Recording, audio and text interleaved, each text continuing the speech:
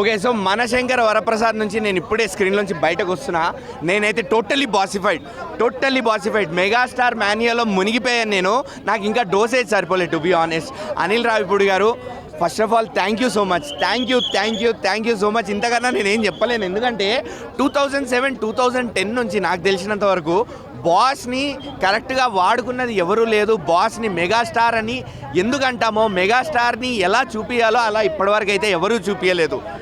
అనిల్ రావిపూడి గారికి fans pulse తెలుసండి, family audiences pulse తెలుసు. ఒక చిన్న ఫ్యామిలీ ఇష్యూ, ఫ్యామిలీ టాపిక్ మీద సినిమా తీసేస్తారు, మొత్తం ఎంటర్టైన్మెంట్ జానర్లోకి వెళ్ళిపోయి మొత్తం సినిమా తీసేస్తారు. ఇక్కడ కూడా అంతే, ఒక చిన్న డివోర్స్ అనే టాపిక్ మీద మెగాస్టార్ ఫ్యామిలీ మ్యాన్ని చేసేసి ఆడుకున్నారు సినిమాలో. అసలు ఆ ఫస్ట్ హాఫ్ ఎంటర్టైన్మెంట్ ఏంటండి, పీక్ ఎంటర్టైన్మెంట్ మొత్తం బాస్ వన్ మ్యాన్ షో, భుజాల మీద మోసేడు సినిమాని బాస్. అసలు ఆ చరిష్మా, బాస్ గ్యాంగ్ లీడర్ లాంటి లుక్స్, గరానా మొగుడు లాంటి డ్యాన్సు ఏం లేదు అసలు సినిమాలో, అన్నీ ఉన్నాయి. కామెడీ పండింది చూశారు, కామెడీ. మెగాస్టార్ టైమింగ్, అసలు ఎందుకు మెగాస్టార్ అయ్యారు అనేది మాత్రం అనిల్ రావిపూడి గారు ఈ సినిమాతో జనాలకి మళ్ళీ చూపించారు.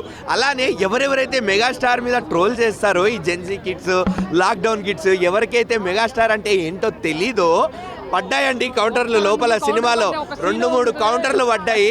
ఈ పాత గూన్స్కి మనం అంటే ఏంటో తెలుసు, మన టైమింగ్ అంటే ఏంటో తెలుసు. కొత్త గూన్సేరా ఓవర్ ఎగ్జైట్ అవుతారు, ఈ కొత్త పిల్లలేరా ఓవర్ ఎగ్జైట్ అయ్యేది. అసలు ఇట్లాంటివి చాలా ఉన్నాయి. అనిల్ రావిపూడి గారు టైటిల్ లాంచ్లోనే మనకి ప్రామిస్ చేశారు, ఆ గరానా మొగుడు బీజిఎం రీమిక్స్ చేసింది కానీ, గుర్రం షాట్ కానీ, ఇలాంటి సర్ప్రైజెస్ చాలా ఉంటాయి సినిమాలో అని. నేను నిజంగా చెప్తున్నా, he kept his promise. Anil Ravipudi గారు మెగాస్టార్ చిరంజీవితో ఎవరు ఎక్స్పెక్ట్ చేయలేనన్ని సర్ప్రైజెస్ ప్లాన్ చేశారు మూవీలో. అండ్ ఫస్ట్ హాఫ్ అంతా పీక్ ఎంటర్టైన్మెంట్ మీద వెళ్ళిపోయింది, పీక్ ఎమోషన్స్ మీద వెళ్ళిపోయింది, కామెడీ ఎమోషన్స్ మీద. సెకండ్ హాఫ్ స్టార్ట్ అయింది, ఓకే ఫైన్ బాగానే వెళ్తుంది, స్మూత్గా వెళ్తుంది అనుకున్న టైంలో, నీట్గా ఫ్లాట్గా వెళ్తున్న టైంలో వెంకీ వస్తారబ్బా. ఇంకా వెంకీ రాగానే వెళ్ళిపోయింది సినిమా, మళ్ళా లేచిపోయింది సినిమా. ఇంకా వెంకీ చిరు ఆన్ స్క్రీన్ కాంబినేషన్, వాళ్ళ కెమిస్ట్రీ, వాళ్ళ బ్యాంటర్, ఇద్దరు టీజ్ చేసుకున్న విధానం, ఎవ్రీథింగ్ అసలు అసలు ఇద్దరు మందు తాగే సీన్లు అయితే నాకు తెలిసి ఆ మందు స్లోగా ఇప్పుడు ఫేమస్ అయిపోద్ది. అనిల్ రావిపూడి గారు మీరు మళ్ళీ ఇంకోటి తీసుకొచ్చారు ఫేమస్ అవ్వడానికి, ఇప్పటివరకు అట్లా ఎవరూ తీయలేదు. అండ్ ఇంకోటి ఏంది, ఇద్దరు నుండి మీరు ఎక్స్పెక్ట్ చేయండి ఏంటి తెలుసా, కలిసి డ్యాన్స్ చేయడం, ఆయన పాట మీద ఈయన పాట మీద ఆయన. అసలు ఏంది సార్ అది, గూస్ బంప్స్. అసలు థియేటర్లో ఎవరు కూర్చోరు ఆ కాంబినేషన్ సీన్స్ ఉన్నంతసేపు. అండ్ క్లైమాక్స్లో కూడా వెంకీ మామ టాప్ నాచ్. అసలు నేను ఈ సినిమాకైతే ఎక్కడ నేను నెగిటివ్ అనేది కానీ మైనస్ అనేది కానీ చెప్పట్లేదు. ఇగో మీరు క్రింజ్ అనండి, నన్ను క్రింజ్ అనుకోండి, ట్రోల్ చేయండి, ఏదైనా చేయండి, ఎండ్ ఆఫ్ ద డే మళ్ళీ అనిల్ రావిపూడి గారి సినిమాలు చూస్తాము, ఆయన సినిమాలు చూస్తే నవ్వుకుంటాము, ఎంజాయ్ చేస్తాము కూడా. ఎవ్రీ సంక్రాంతికి అనిల్ రావిపూడి గారి సినిమా రావాల్సిందే, అంతే పడి నవ్వుకోవాల్సిందే. మీరు ఏమైనా అనండి, అంతే. సినిమా అద్భుతంగా ఉందండి. రాత్రి 1 గంటకి, అదే 9:30, 10 o'clock షో AAAలో చూసా, కానీ సాటిస్ఫై కాల. మళ్ళీ ఇంకోసారి చూద్దామన్న ఉద్దేశంతో మార్నింగ్ 7 o'clock ఐమాక్స్ రావడం జరిగింది.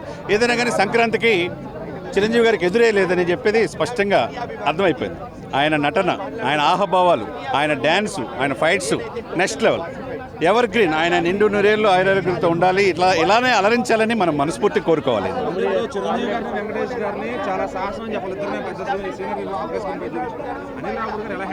అనిల్ రావిపూడి అంటే నిజంగా సంక్రాంతికి ఇటువంటి సినిమాలు, ఆయన ఒక సినిమా తీశాడంటే ప్రజల పల్స్ ఎలా ఉంది, కుటుంబ విలువలు ఎలా ఉన్నాయి అనేది చక్కగా టచ్ చేస్తాడు. అండ్ నిజంగా వాల్తేరు వేరేలో బాబీ ఎలా అయితే ఆయనలో చూశాడో ఇంకొక వనం చిరంజీవి గారిలోని, ఇంకా మిగతా పార్ట్ అంతా చిరంజీవి గారు ఇంత చేయగలడా అనేది ఈ సినిమాలో చూపించాడు.